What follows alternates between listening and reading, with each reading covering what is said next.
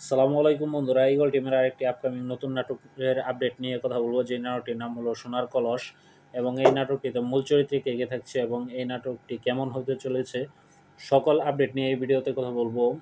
তো সকলে পুরোটা ভিডিও দেখবেন এবং আপনারা দেখছেন এস এস রিফাত স্টুডিও। তো চলুন ভিডিও শুরু করা যাক।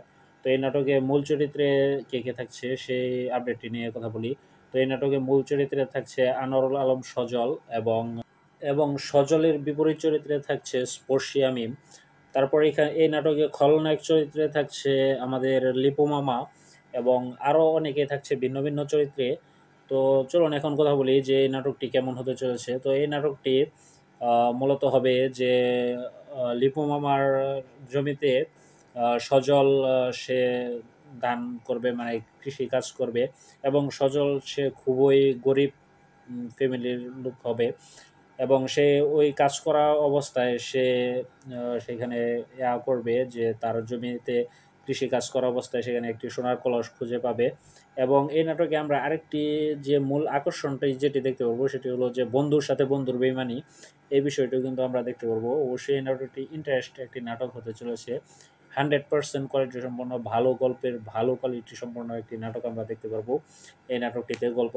এবং এই নাটকে যে সজলের যে বন্ধু থাকবে সে বন্ধু তার বউয়ের প্ররোচনায় পড়ে সজলকে ধোঁকা দেবে এবং সজলে সে ওই কলসটা খুঁজে পাওয়ার পর সে সজলের আর্থিক অবস্থা সব কিছুই ফিরে পাবে, কিন্তু সেটি সজলের বন্ধুর বউ মেনে নিতে পারবে না এবং তার বন্ধুকে দিয়ে সজলের কাছ থেকে ওইটি কেড়ে নিয়ে আসবে বা যেভাবে হোক ছলে বলে সে এটা নিয়ে আসবে।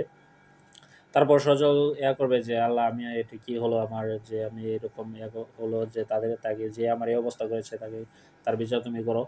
তো এইভাবে এই নাটকটা চলমান থাকবে এবং খলনায়ক হিসাবে যেহেতু আমরা এখানে লিপু মামাকে দেখতে পারবো, তো লিপু মামার অভিনয়ের প্রশংসা না করলে নয় এবং সে অত্যন্ত ভালো এবং চমৎকার একজন অভিনেতা, তার অভিনয়ের স্কিল সব দিক দিয়ে ভালো।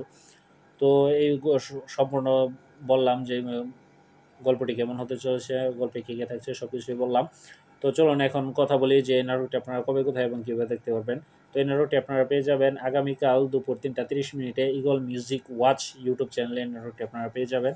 তো এই ভিডিওটি এখানেই শেষ করতে চলেছি। যদি ভিডিওটি আপনাদের কাছে ভালো লেগে থাকে অবশ্যই ভিডিওতে একটি লাইক দেবেন এবং আমার চ্যানেলে নতুন দর্শক হয়ে থাকলে অবশ্যই চ্যানেলটি সাবস্ক্রাইব করবেন। তো সকলে ভালো থাকবেন, সুস্থ থাকবেন, ধন্যবাদ, আল্লাহ হাফেজ।